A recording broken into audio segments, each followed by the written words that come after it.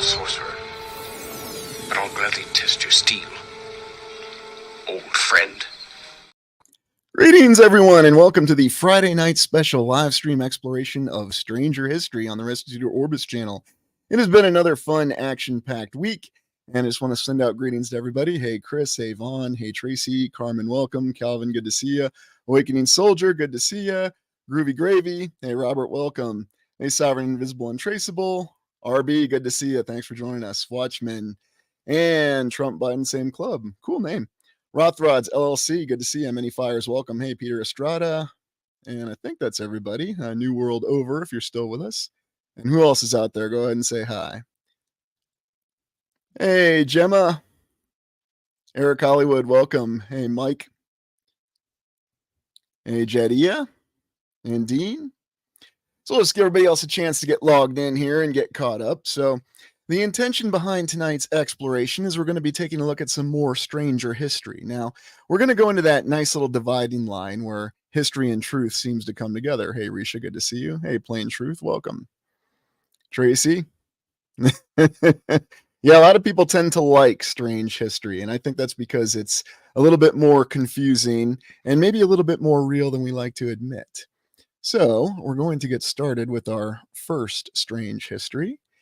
And for those of you joining us already, go ahead and hit that like button. And the first thing we're going to look at is Arctic expeditions and ghost ships. Now, when we say Arctic, we're referring to both of the so-called polar areas, the Arctic and the Antarctic. And let's go to our first image here. And you might see what we have here is an image of Drake Passage. Now, this is the passage between the tip of South America or Cape Horn. And then once you're getting down into that, how shall we say, not encouraged area to be in, south of 60 degrees south latitude, which is the Antarctic. And one of the ships we're going to look at, the ghost ship Jenny, sailed supposedly on this path. Oh, I guess ships sailed in straight lines. Yeah, not sure what to make of this, but one of the legends we're going to look at is one of these ships that was stuck in the ice for a long period of time in the Drake Passage. And this is the image of it. Now, there's actually a couple stories of these ghost ships. And even when you look up the definition of ghost ship, you tend to get some interesting answers with it. Hey, Adam Bomb, good to see you. Glad you could join us. And the thing about ghost ships and their definition is... The thing about ghost ships and their definition is they tend to be all over the reality spectrum. In other words, a ghost ship might just simply be an apparition, or it could be a ship that was really discovered that doesn't have a crew on it. Or in this case, a crew that was frozen, which everyone seems to be posing around in this rather bizarre image. Now, how mainstream history tends to respond to this is they'll tell us that they can't fully verify if these ships with frozen crews were actually found. But there's a lot of interesting map work that concerned the entire land and the layout of the continents. And one of the interesting things, and so now we're shifting gears, we're going up to the Arctic area, and specifically the land between what we know of as Alaska and Siberia right now. They look for this area called the Onion Passage. Now we know, or at least we're told, this is called the Bering Strait. And there's a lot of strange anomalies, especially when you look at the rapid change in time zones that goes from Alaska to Siberia. So a lot of interesting anomalies in both of the so-called polar regions in this account of these Arctic expeditions with these ships being stuck with frozen crews. So what are your initial thoughts on that? Well, thanks for joining us. Well, I appreciate that. Yeah, it's been a very interesting week, and so I'll share that around. Yep, just floating around up there. And in fact, Heidi, we even have a ghost ship that was floating around up there for decades, even as late as the 1900s. So we'll take a look at that. Yeah, that's a good point, Jay. What exactly are time zones? Assigned areas where the supposed time is supposed to be. But yeah, it's a really good question. Ah, well, hopefully in one of the more temperate parts of Alaska, but that's okay if you live in Point Barrow. That's always a happy place. So, oh yeah. Hey, Sean, thanks for joining us from England. So looking at some of the other images, and yes, here we have our lovely satellite image or aerial image or however you want to look at it. And what we see here is the legendary Northwest Passage. So you got North America here, you've got Russia. Now it used to be the Soviet Union over here. And what they were looking for was this ship passage, this Northwest Passage that supposedly allowed easy access to go from the Atlantic to the Pacific. Although what was odd about this long-standing quest, and you might have seen the recent TV show on A&E called The Terror. We talked about it in the Arctic or Forbidden Land exploration a couple months back. They were searching for this path in this ice flow to get from the Atlantic to the Pacific. Now, it's strange because at that time they had very limited ability to provision ships, although in recent explorations we've looked at how shipbuilding technology, don't say that too fast, rapidly increased in the 1800s, like everything else. And indeed, we even have these gravestones that mark the crew of the HMS Terror. Although you look a little closer, you'll see that they were erected in the 1990s. So as always, make of it what you will. What I find interesting, though, is when you pull back and you look at the terrain around there. Is that really the terrain you would expect to see that far north? You know, northern Canada, close to the Arctic Circle. What are your thoughts on that? Hey, Cecilia, good to see you. Yeah, that's true. Hyperborea, yes. And make sure you call it Hyperborea. Don't call it Hyboria because it was the Hyborian Age, right? New World over. We'll be getting to that. Hey, Alan, good to see you. Thanks for joining us. Ah, yes. Good question there, Kathy. And it's interesting when you look at some of those satellite photos of different seasons, what's really going on. You know, is it really a snow-packed tundra or is there something else going on? We don't really know. Yes, isn't that true, Robert? And that seems to be a recurring theme that we get the more we do these explorations. Well, glad you could join us, Lost Cause 1776. So, yes, even looking at the way that they document it, and even something as ships being lost in the middle 1800s, they still have to actually erect the stones or the memorials or planks of wood or whatever you want to call them in the 1990s. So it just goes to show you how the date doesn't necessarily prove anything. Although I'll relay this to you in a conversation earlier today with a random well wisher, we'll just say that. Someone was going to great lengths to try to convince me that there was photography in the 1810s and that they had pictures of St. Louis from 1814, which is rather interesting because that contradicts the mainstream account of photography. The very first photograph and the very first relief, or whatever you want to call it, wasn't until the 1820s. So, yeah, defenders of the mainstream will now violate the mainstream. And here you have make sure I pronounce it properly, the Beijino. Or Beijimo, I think I'm pronouncing that properly. So this is one of the ghost ships that was lost in the late 1920s, early 1930s. And the crew abandoned it. Now, supposedly they went back to the ship to get the furs off it. It was stuck in the ice. And then when they abandoned it and they went back to it to get the furs, they found that the ship had actually broken free from the ice and they couldn't find it. Well, then they came across some Eskimos who told them that the ship was just wandering around the ice for years. And so, what are your thoughts about that? That's right. Photos from any time, whenever you need them. There you go, Kathy. There's the snow. That's right. There's some interesting, odd images of this ship. Now, they do consider this a ghost ship because it's a ship you can encounter without a crew. And so there you see it again with that terminology overlap. That's probably the best way to say it, Dwayne. Maybe we should redefine it. Yeah. They don't respond to your texts and they don't respond to your hails or your version of texting in the 1800s. Yes, indeed. And so it gives you this impression that there's something much more going on up north than you realize. So you see some images of land with snow, some images of land without snow. You got this account of these lost expeditions, these ghost ships, all other kinds of crazy things that are going on. Yeah, a really wrong turn. That's a good way to look at it. So, in any event. And so here you can see what we now think of as the Bering Strait. Now, for the longest time, this was a legendary passage, and this was the technical and literal application of the Northwest Passage to where a ship can supposedly navigate the Arctic Circle north of what is now Canada and the northern portion of Alaska, the United States, and then come down to the Bering Strait to access the Pacific. So we're told. Although for the longest time, we're told that in the 1800s they were trying to find this route and it just wasn't very successful. Here she is. Yeah, the Bay Chino or the ship. I don't like calling ships. Yeah. It's just one of those habits from the Navy that never set well with me, but that's okay. It's a ship. It's an inanimate object. It's not a person. But you can see here that in this photo, it's trapped in the ice, and this is after the crew allegedly abandoned it. But they had numerous other sightings of this ship as it was stuck in the ice. And then here in some of these artistic impressions from more of this lovely 1800s artwork, you can see the whole concept of ships being stuck in the ice.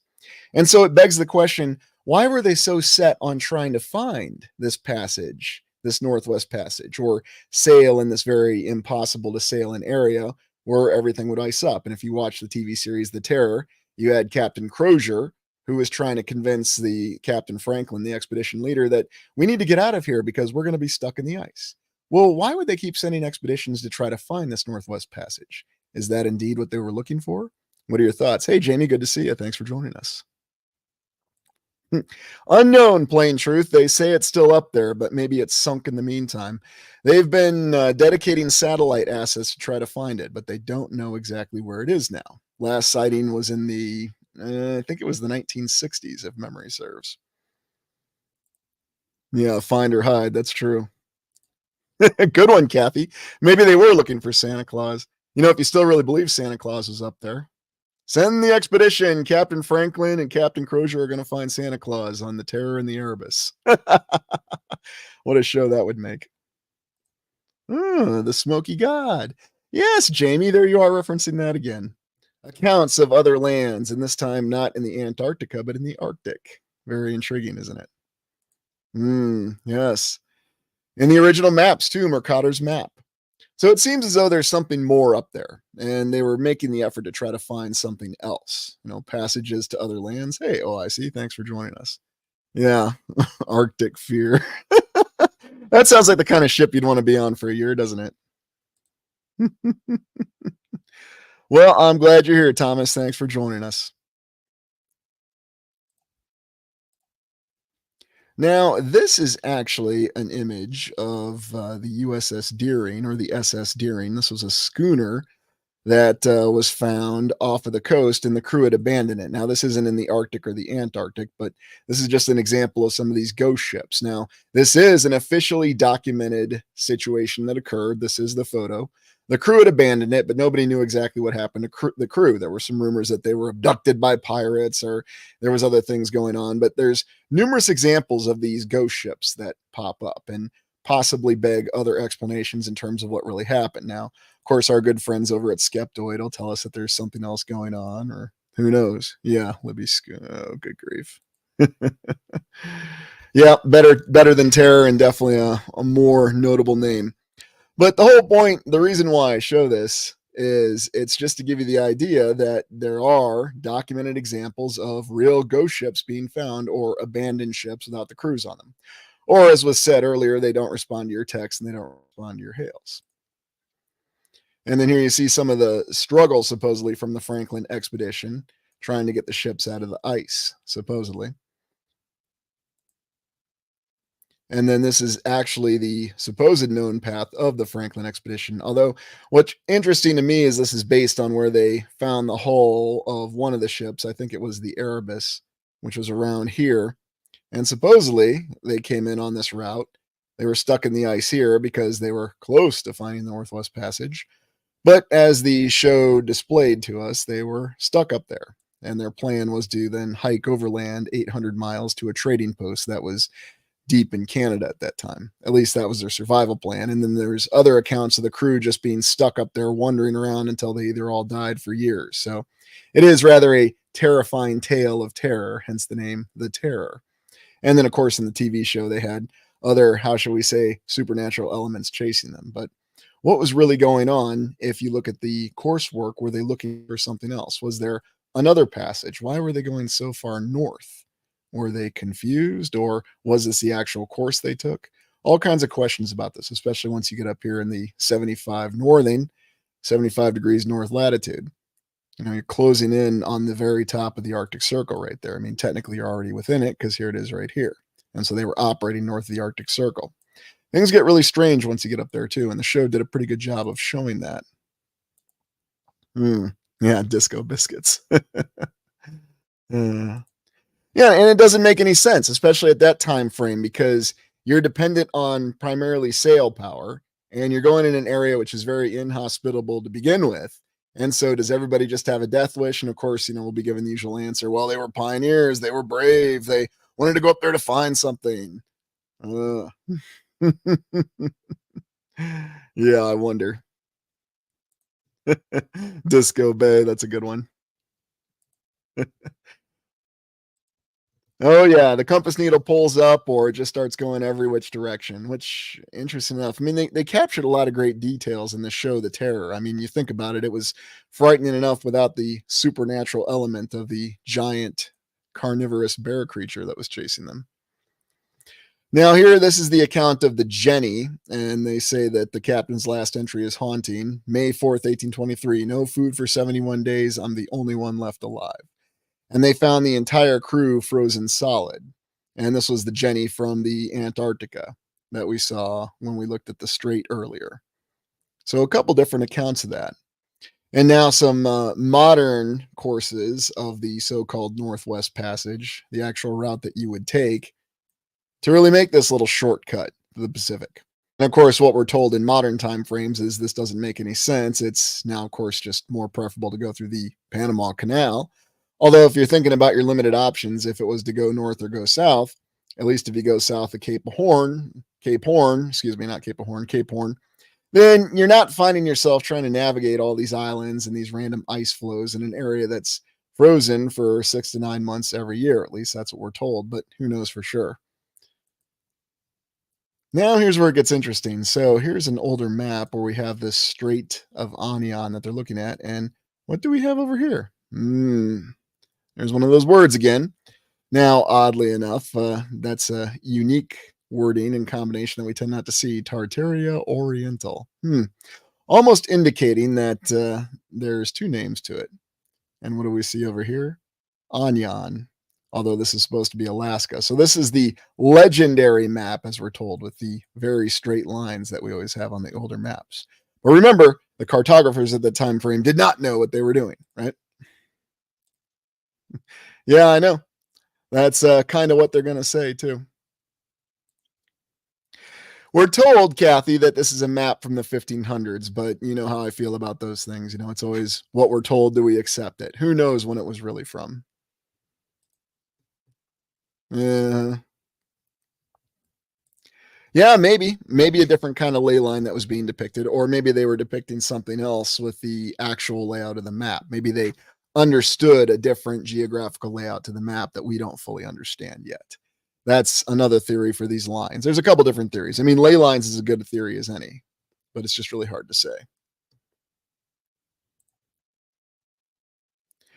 Well, supposedly it was one of the original names for it, although you'll see many different names, and it actually comes from the Strait of Anyan or Anyan or however it was pronounced, which, to be honest, I found conflicting accounts on that as well. So I'll just say it out and you can see how it's spelled on the maps. So, yeah, exactly. Question. And I mean, and it comes down to it. Are you just repeating history or do you really know when and where it's from? I mean, I question it. I don't know. I'm not afraid to say it. Yeah, and very likely it does for all we know. What you got, Adam? Oh, yes. Well, and since you mentioned Santa Claus, if you go back and you watch The Life and Adventures of Santa Claus from, what was his name? Oh, Frank Baum, the guy who wrote Wizard of Oz, he actually refers to three-eyed men from Tartaria. So very fascinating. Well, it's all good, Craft-O-Matic. Thanks for joining us. Ah, high seas pirate, huh? Maybe you were the one who made off with that schooner crew, huh? So anyway, moving on. So another image of this ship that's stuck in the ice to show that this does happen. And then another interesting map of North America from the early time frame. And of course, here we have California depicted as an island. We've got the Strait of Anian right here. Although, oddly enough, it's hard to tell exactly what it is because they're not depicting land up here very well. So maybe you could just say they don't know. I mean, they thought California was an island, right? Another oddity. Or the Great Lakes. I mean, they do show some of the inlets and some of the cross waters there, but is this supposed to be the Great Lakes? Hard to say from this particular map. They got Florida pretty well, as they tend to, in the Caribbean and Cuba, but and then you'll just say, well, they didn't know. Or maybe the other explanation is the shape of the land was very different when this map was originally made. Maybe there really was a strait called the Strait of Anyan, and that was your way to navigate it prior to it becoming what we think of as the Bering Sea. Or, yeah, the Bering Strait, whatever you want to call it. And so this is showing the actual route of the Northwest Passage on that particular map. And look at this. They actually show it going past the island of California, going right down here into more temperate waters. Imagine if you could sail that route. So this shows that they actually believed that you could sail that route at one point in time. California really was an island. Say it isn't so.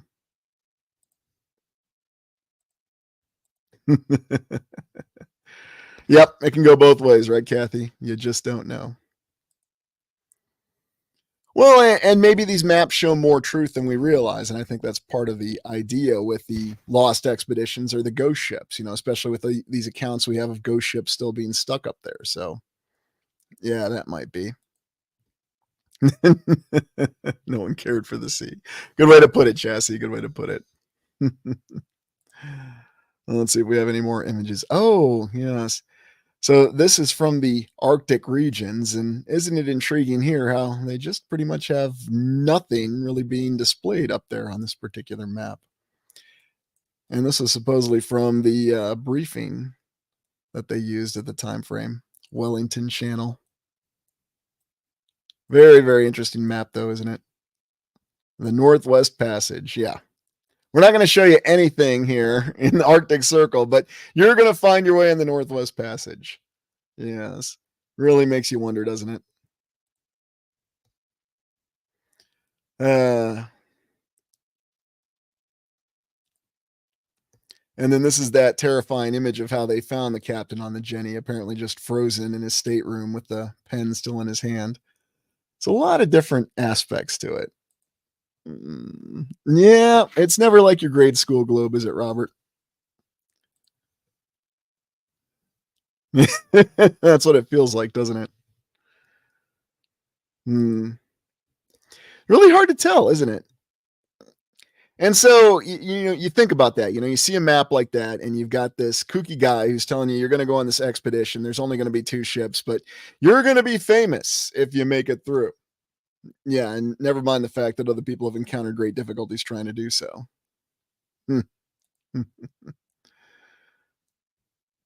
Yeah, pretty much, Heidi. That's a good way to look at it, and that's what we still see to this day. Yeah, doesn't it, Cynthia? National treasure. Oh, yes. Yeah, probably some of the fact that, there's oceans, Lori, and islands out there, but the actual arrangement, not really sure. Well, that's just it, Sean. And then you have people who are trying to convince you that photography, even though they say it wasn't around in the 1820s, was around in 1814 when it suits their arguing point. So, yeah, it's really hard to know for sure exactly what's going on. You never know, Jamie. Maybe that's where the dragons are, too. That's what they were really looking for by going north.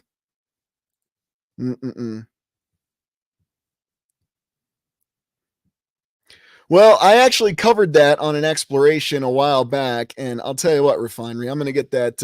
It was a live stream from December. I'm going to get that reposted because right now, frankly, I just don't care. So it'll be reposted, and I very clearly state what I really believe. You might be surprised. Possible. I don't discount it on the moon being a reflection. It could be something more. It could be something less. It could just be an image in the sky. Hard to know for sure. So the thing about it is I don't discount things that can't be disproven, but so could it be an actual reflection of real land on all of Earth? Sure, it could be. Could it be something more? Yeah, you bet. Or could it just be a projection? Yep. I don't know whether it's one or the other.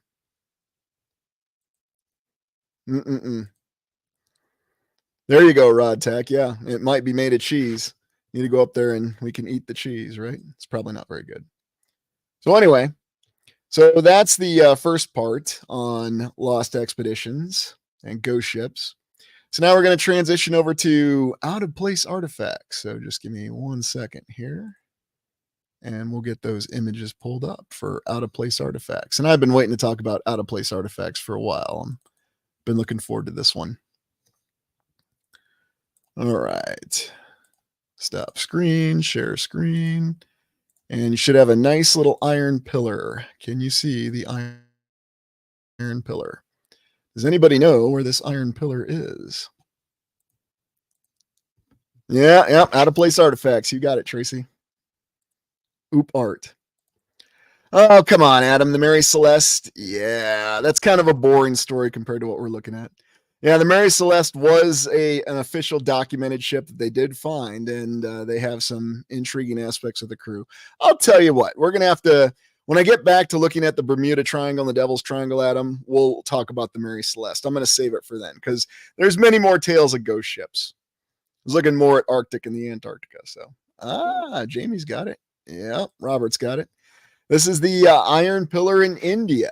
And this is supposedly an example of much more advanced construction, even according to the mainstream account from time frame year 1000. Again, who knows for sure? Oh, yeah. One of the water towers that somebody also sent me a message saying they actually observed it being built. So I guess somebody's over 120 years old out there. You might want to call Guinness. Yeah. Hey, Critical Thinker, thanks for joining us. It's a good question, Cynthia. I don't know. What's unique about this pole is that it's made of iron and it does not rust, and it's been around for hundreds of years, supposedly. Yeah, maybe. No, not exactly.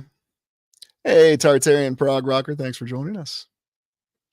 But it's one of those initial out of place artifacts that they refer to that supposedly defies the ability of natural rust or rustication, since we saw that in the LA exploration today. Anyways, so moving on. The Crystal Skulls. Does everybody remember this from the William Shatner exploration from the 1970s and all the stories that they have from the Crystal Skulls? Hey, Annette, thanks for joining us. Good to see you. Yeah, pretty much, right? If it's not in the news, don't take it seriously. They'll tell you what to think. Hey, Philip, thanks for joining us. Yeah, so the most famous of the crystal skulls was the Anna Mitchell Hedges crystal skull. And there's this very interesting interview that she has with William Shatner. I think it was from one of the Fingerprints of the Gods. I'm trying to remember the name of the documentary. It's from the 70s, of course. And William Shatner was trying to do the Leonard Nimoy thing a little bit. And they talked about the origin of the crystal skull, and she claimed that it was some medicine man who had rubbed it down with herbs and did it for generations, and that's how they shaped it. And then, of course, the debunkers came out and said that it was constructed actually in the 1800s. I mean, why not? Everything else was constructed in the 1800s. The crystal skulls were clearly constructed in the 1800s.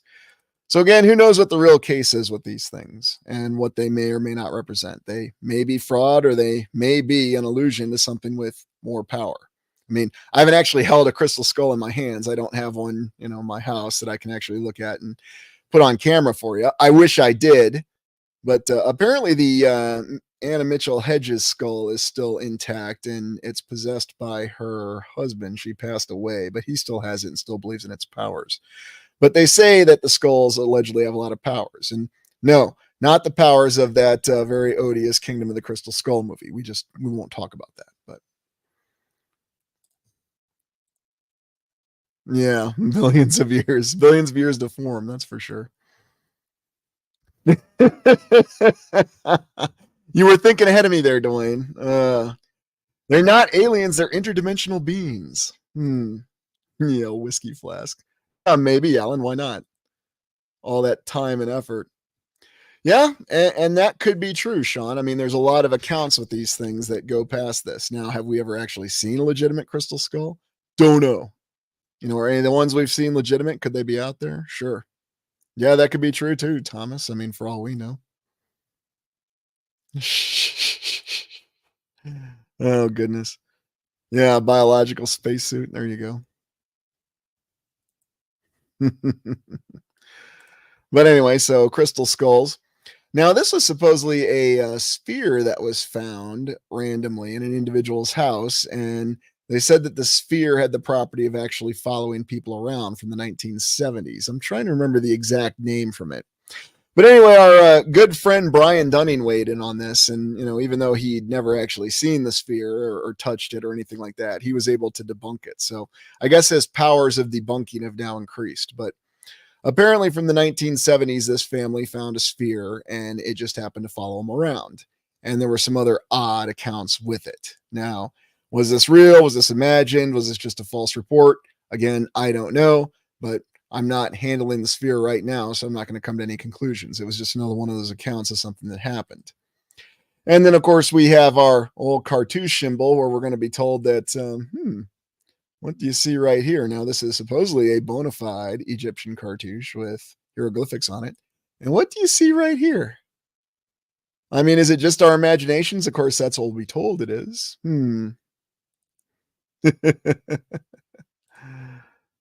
Yeah, there you go, Kathy. That's right. It's funny how he seems to be popping up in more of these explorations too. Yeah, very giant bug.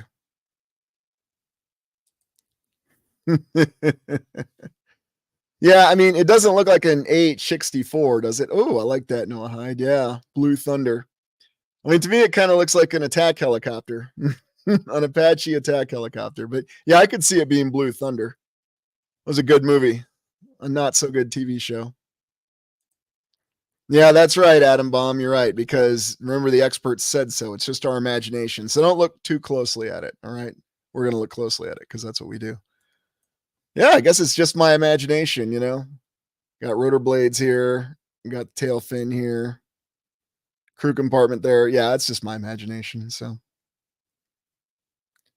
you can actually go and see how they try to draw it out and say that it's just your imagination. You're just seeing things. Okay. I mean, well, what else do we have here? Another fin on this? Nope, just my imagination. And what exactly is this? I don't know. We're just depicting things. Hieroglyphs are always so fun to look at, aren't they? Thanks, Philip. Yeah, it's a grasshopper, isn't it?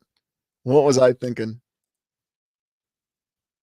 Yeah, it's an abstract. Good question, Rise. We do not know any more than we know if anything else is real. That's the beauty about out of place artifacts. But they sure do make a lot of fuss about things that may not be real, if that's indeed what they're doing.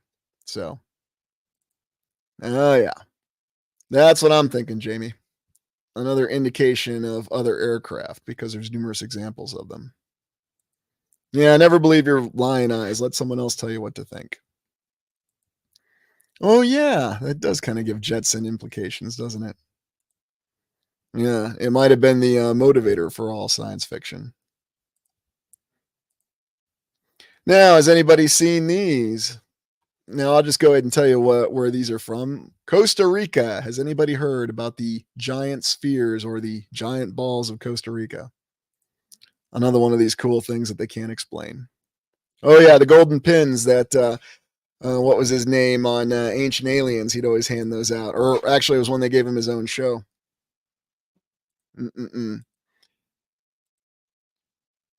Yep, and to this day, nobody exactly knows what these were. Now, of course, we get the hand wave answer. This was an example of a pre-Columbian civilization because they had a lot of time on their hands. They decided to make very giant spheres for reasons unknown. Hey, there you go, Alan. Yeah, why not? The balls had AI in them too. That's how they were able to chase Indiana Jones, right? Oh, yeah. That's right. Yeah. Oh, I see. It's always that, isn't it? Pareidolia and appreciated. Pareidolia. It's not a word that deserves to be pronounced correctly. If you didn't figure out, that's what I'm doing. Yeah. And so, how exactly did they make these giant spheres? Well, maybe they just rubbed them down with herbs and sands for thousands of years because remember, they had time on their hands. But no real good explanation has ever come from these out of place artifacts. And these are pretty real and documented. You can find lots of footage of them laying all over the place in Costa Rica and in museums. Now, you might have heard this. This is the London hammer that was found in some very old stone in London, Texas. And of course, the debunkers have been all over this one. But again, don't know about the veracity of this, but it's been talked about. And then these are the famous Michigan relics or Michigan reliefs. And this was from the 1890s. And supposedly, two guys found these in Michigan. And then apparently, they got a confession or an affidavit signed by, I think it was his sister, that they actually made these things and tried to pass them off as real. But what was funny is when you read the official account of these Michigan relics, they already had these things debunked without even looking at them. So, yeah, not really sure what's going on there. I mean, yeah, they could have just made them up, but supposedly what they may have proven was a find of a civilization in the United States, prior to Cahokia, because I guess the Native Americans never had any written language. At least that's what we'll be told. But, who exactly knows? It's another one of those things. Strongman contest. Oh, yeah, I forgot about that. Well, who knows for sure? Who really knows for sure? Or maybe somebody else was that just happened to have a similar language. All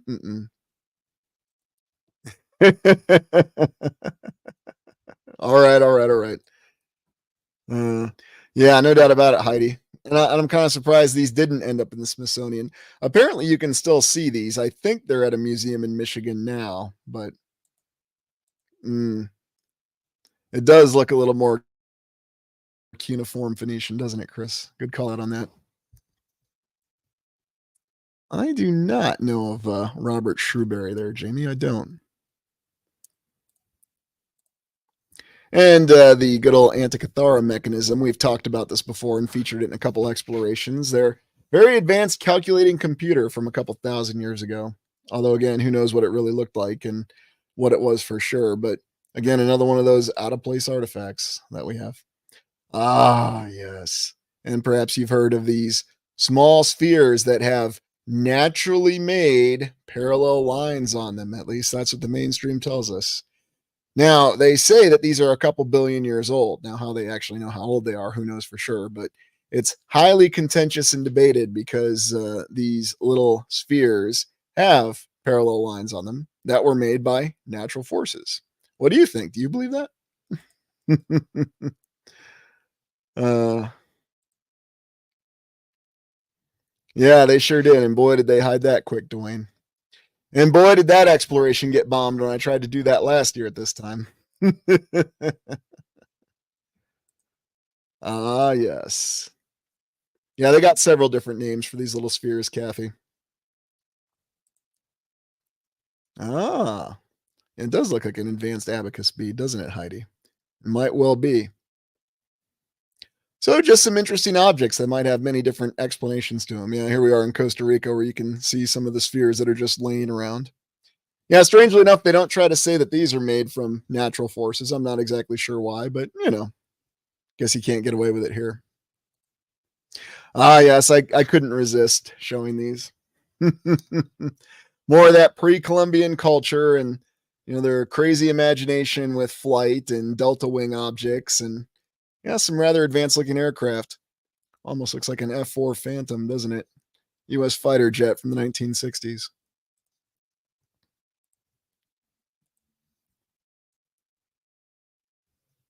Strange occurrences. I've had some problems, Jamie. It's best not to discuss it now. I'm probably going to do a full exploration on it since you're asking. Yeah, there's been a lot of strange occurrences over the last 40 days. You're all aware of most of them. Yeah, cargo cults for sure. Mm-mm-mm. I don't know. Maybe some things seen in my dreams. Yeah, the whole concept of a cargo cult might really apply with a lot of this. Who knows what they saw and what they were really trying to replicate, but it's very interesting the fine detail in a lot of this and the fact that yes, this does look like delta wing configurations that you won't see on any animal. I'm not aware of any animal that has a delta wing configuration, but I might be surprised. Mm. Yeah, that's true. I forgot about that, Adam. You're absolutely right. They did make remote control versions that actually flew. Because they have a delta wing configuration on them. So, yeah, they'll fly. Oh, yeah. All kinds of crazy things happening. Yep. And I wonder if we built a life-size version, what we could do. Well, we did build several Delta Wing aircraft, and supposedly they were the most advanced aircraft ever in the 1960s, where we could argue that aviation technology reached its pinnacle. But it has now, right? Yeah, that's right. 17-year cicada. Yeah, maybe. Yeah, cicadas, I could see that. I could see cicadas having that kind of wing pattern. That does make sense. Oh, the Delta Wing bees. Oh. Well, I suppose there's a few examples. Maybe, maybe not. Yeah, maybe we just need to make some more craft like that. And then the last thing I'll just show this antique bell. What's interesting to me is we've had several photos of a lot of bells that were being collected, because we think of the ability that bells play in cymatics and so forth. So, ooh, X-Jet. Hey, New West Reset, thanks for joining us. Welcome.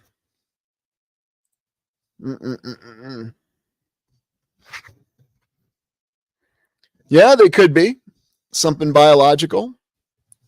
Hard to know for sure. Is it like the organic civilization of Cobra La La La La La from the G.I. Joe movie? Sorry, I just had to throw that reference in there. Yeah, bells and cymatics. All right, so we're going to transition here. We're out of place artifacts that may have some truth to them, may represent a previous civilization, and some may indeed be, as our good friend Brian Dunning says, that they can be debunked, and maybe, wasn't able to handle a crystal skull in my hands. I'd like to see what a crystal skull is like, but until you do, you don't know for sure. But you can definitely give an indication for what bells are about, can't you? All right, we're going to go on to comments here, and I'm going to get a nice image up, and we're going to take a quick little break here. So 1 second. Let's get our next image up for comments. And comets are a little bit more interesting than you might think. And no, we're not talking about the comets from astronomy. We're talking about the comets from the Middle Ages and the artistic impression of them. So I'll leave this up for you, and 2-minute break. Be right back.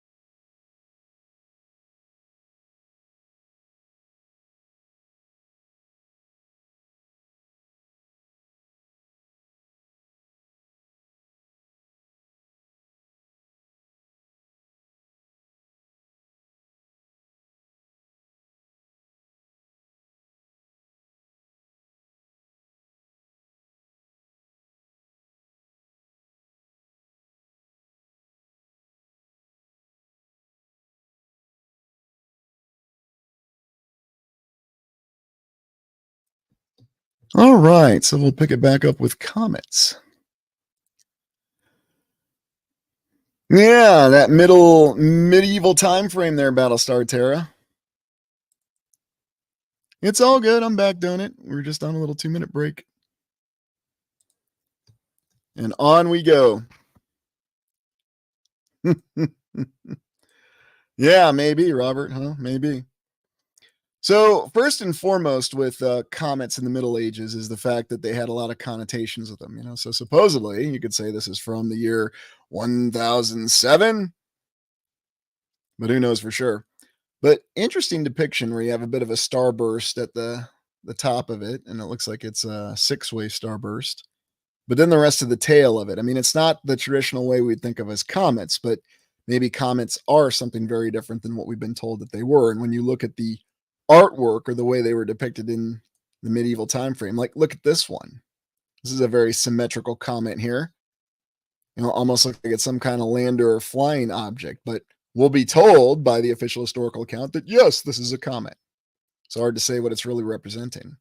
Then you get some imagery like this, where they actually show the comet holding a sword, because you might recall that comets during that time frame were purveyors of doom, portents and signs of impending doom, terrible disaster that was going to strike the land. And what were you going to do about it? Yeah, 1007 fire in the sky. And maybe, Kathy, and that's exactly what they saw. And you might even recall, if anybody who did watch Game of Thrones, they did feature a comet. I think it was in the second season, right after the dragons were born. They all were looking at a comet all across the land, which is rather interesting that they were all able to see it at the same time, because it completely dispelled the notion of the planet depicted in Game of Thrones as being round, didn't it? Because they all saw it at the same time, despite the fact that they were on completely different continents. But who knows for sure? Ooh, flying nuclear buildings. Yeah, that's a good one there, Vaughn.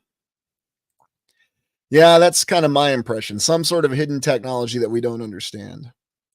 Ah, there you go. Fire breathing dragons. Yeah.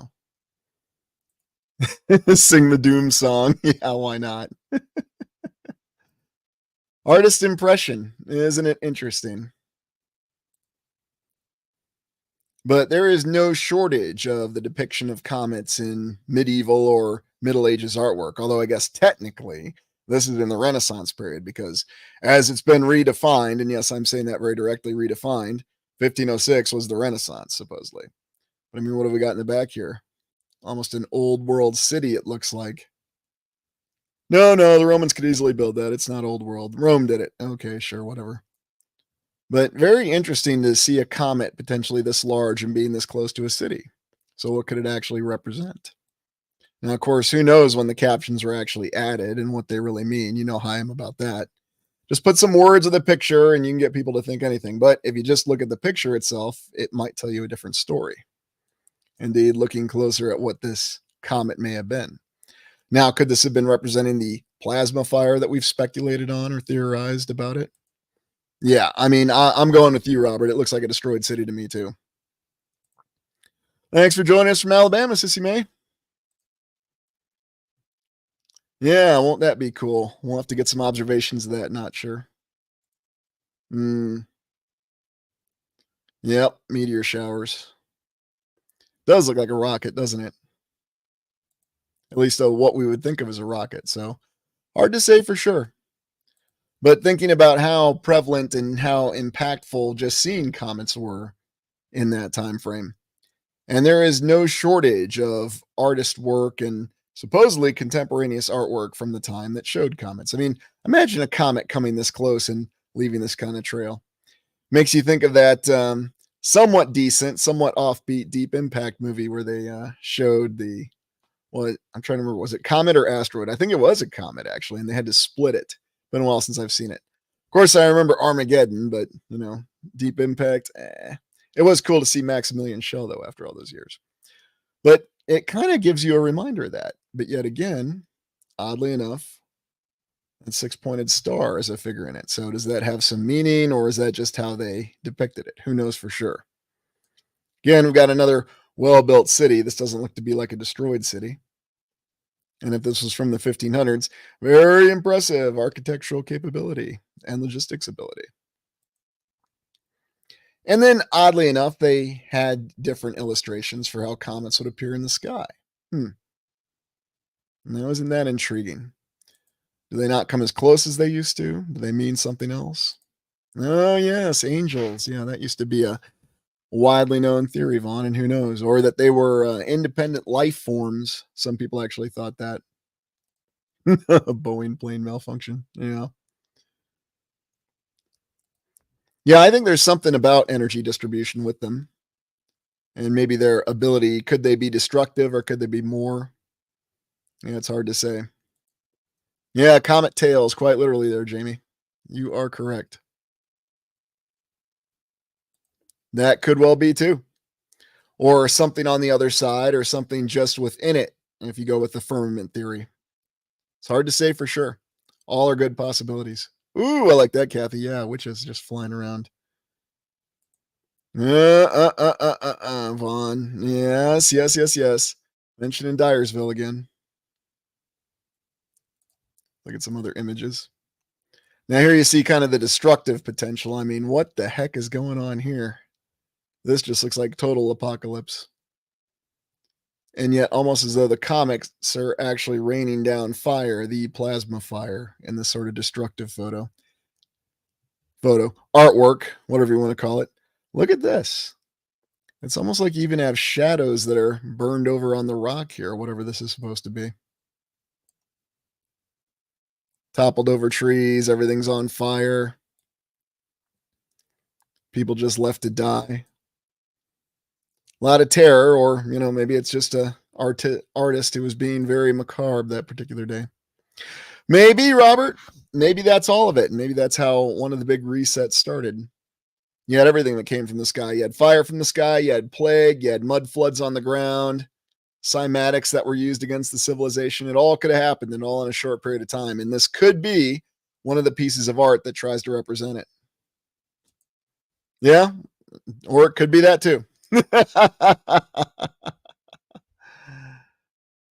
No, it is definitely not biblical or spiritual at all, is it? I mean, this is just catering to the total terror of the time. Yes, that's what I would say. Prometheus.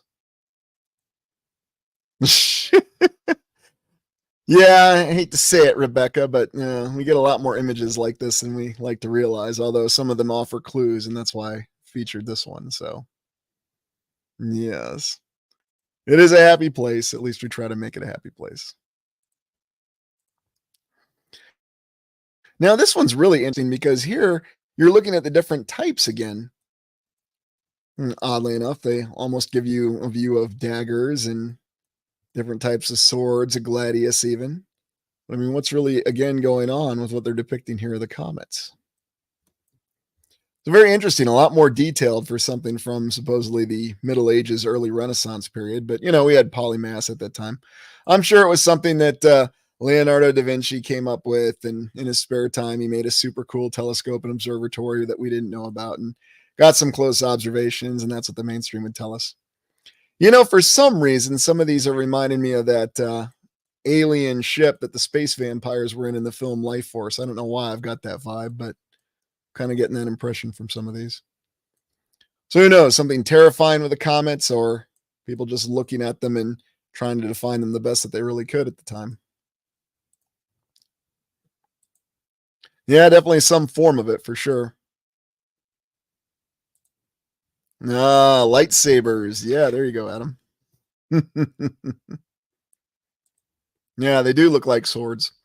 So is that what they really looked like, or was that just sort of an artist's impression of the fact that they caused destruction like a giant sword in the sky? Or is that reflecting their destructive potential? All are possibilities on the table. Mm. Yeah, donut. I think it was from the mid 80s, actually, unless you're referring to a different one. The one I was thinking of was from the 80s. Had Steve Railsbeck as a discombobulated Air Force colonel, and even featured Patrick Stewart as a professor who got taken over by one of the vampires in a very interesting scene. That's the one I was referring to. Yeah, maybe. Yes, indeed. It's all good. I don't remember all the time either. I was around when the original Life Force came out. I'm not afraid to admit it.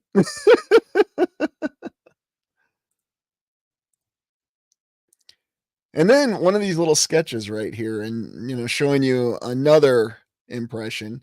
Now, this is not supposed to be the sun. This is supposed to be one of these comets, and then the portents of doom that accompanied it. And yet you see it almost shining its light down on the land, but did they actually hit, or were they bringing something with them? And that's what you tend to see in a lot of the artwork.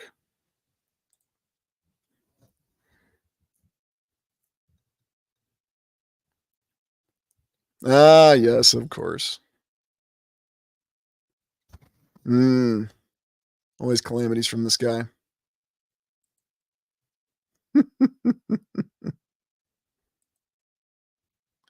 Really? Are you asking me about that movie, New World Over? Tell you what, keep it in your mind. We'll discuss it in our next live stream when we go back to films. I'll get back to that at some point. That's a discussion in and of itself. Indeed, discussing Alex Proyas is a discussion in and of itself. He's quite an interesting individual, especially his career path through the great Hollywood. Ah, yeah, Thunder Cannons. That's a good reference there, Tracy. Yeah, it could just be a PowerPoint. Could just be an image. Who knows? Mm-mm-mm. Okay, so here's a more classic one. Ah, yes, and here's where I'm seeing the real Life Force ship right here. I think that came out in 1985. Steve Railsback, Matilda May, Peter Firth, I think, was in it. Life Force. Space vampires. Or maybe they were just going around the heavens and they operated outside the firmament. Or maybe they came from some other portion of the land. Who knows what the real story is? But again, in this particular piece of art, you get the portent of doom aspect of it. This looks a little terrifying. Yeah, everybody looks pretty scared too, I'd say. A lot of fear in the eyes. So very, very odd.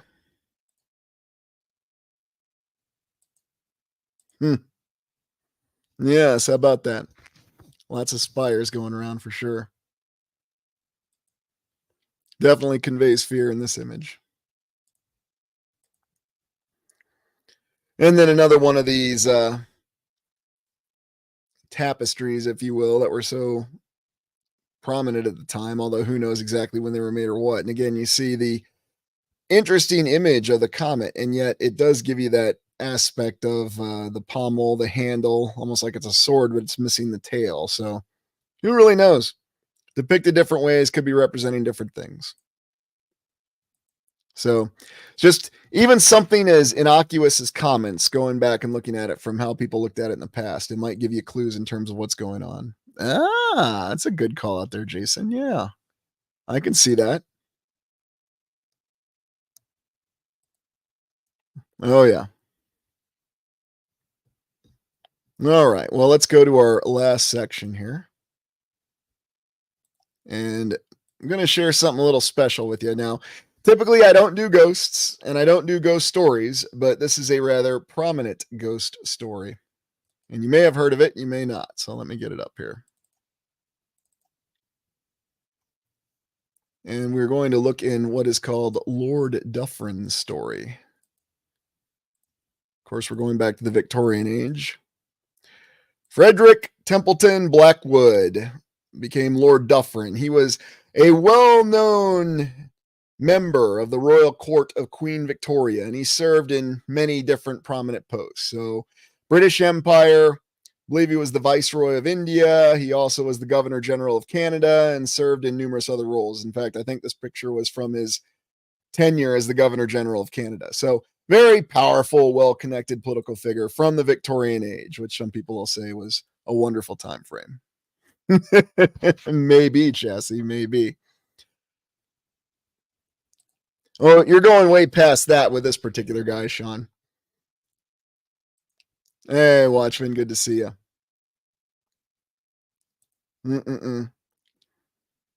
Yeah, maybe.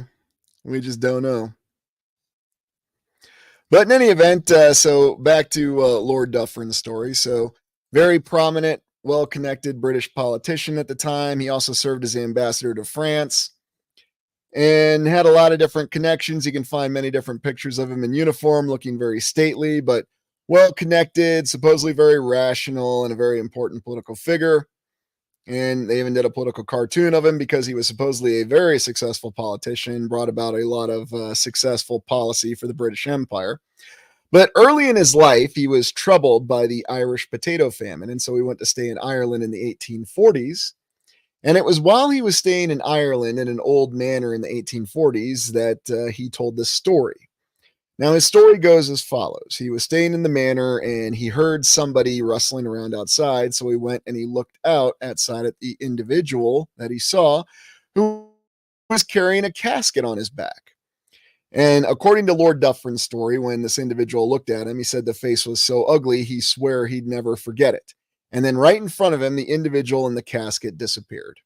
Now, remember that during this time frame in Ireland, this was the potato famine, and it was a very terrifying time, as supposedly 1 million people, I suspect many more, died in Ireland. And then that also caused the diaspora from Ireland, or the emigration of millions of Irish to the United States. It does not explain the vast population growth of the United States. And even if all 8 million people from Ireland in the 1840s and 50s went to the United States, that still doesn't explain the growth. But very odd things going on. It's still debated whether this was an intentional act of genocide or not, although it should be noted that it was because of the quote unquote economy and political decisions that forced the Irish to rely on the potato as their sole means of sustenance. But anyway, back to Lord Dufferin's story.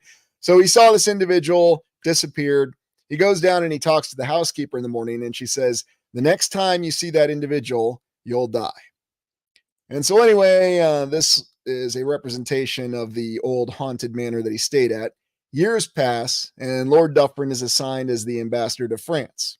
And he's staying in Le Grand Hotel, and this was a great hotel that was built in France, supposedly in the 1860s.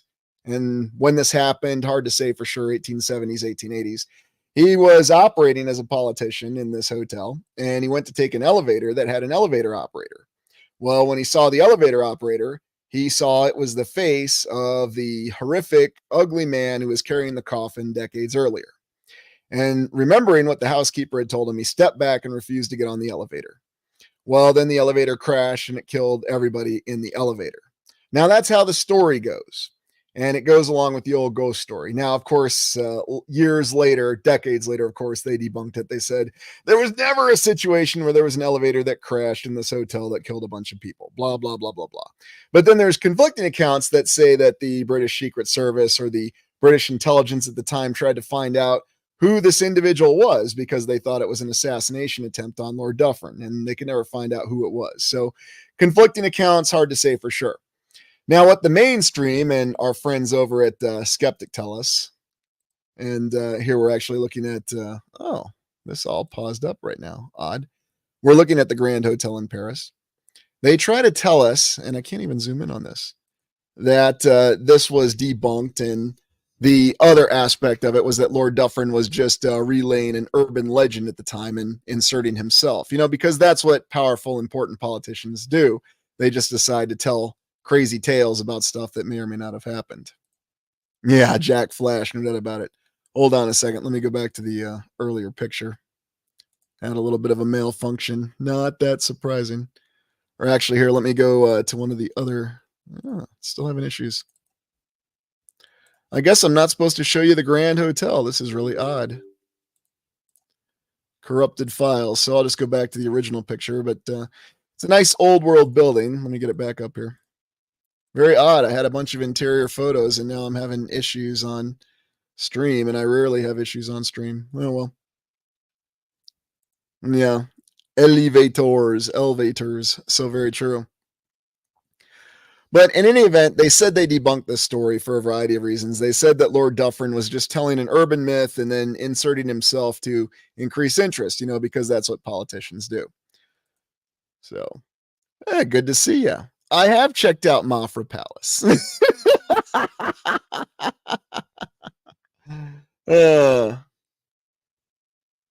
Yes, indeed. And you can actually still go and see this hotel to this day. You can still go and stay there, and watch out for elevator operators, I guess, is the point of the story. Now, what could this really be alluding to? Well, you might remember in the last Strange History exploration we did live stream, we talked about some of the allusions to first cryptids, but then strange beings, or even Jack the Ripper or Spring-Heeled Jack. So could there be something else going on? Could there be more to it that Lord Dufferin really did see something and there was some veracity to his tale? I mean, it's all entirely possible. And I'm really ticked off because I have these nice interior photos of this hotel. So I guess I'm just going to have to add it to an exploration and do it separately. So Yep, still there. Haven't taken it away yet. Well, it's been one of those weeks, and sometimes I reflect the evil laugh. So I guess now everyone's going to say that I am evil incarnated evil incarnate because I have an evil laugh, right?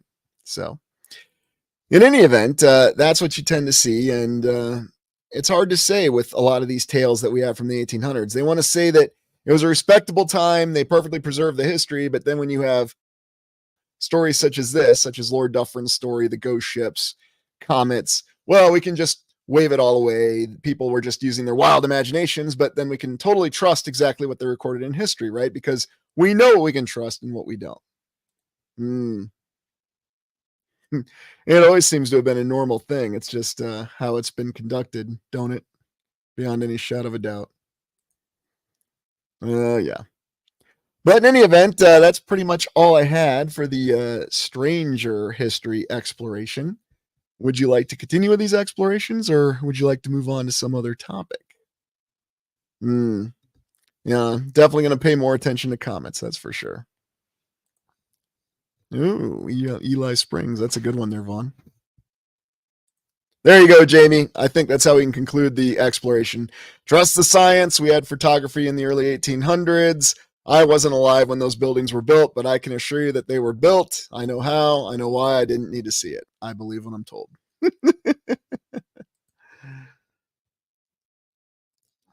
All right. Well, I'll probably get with another stranger history exploration coming up too. So,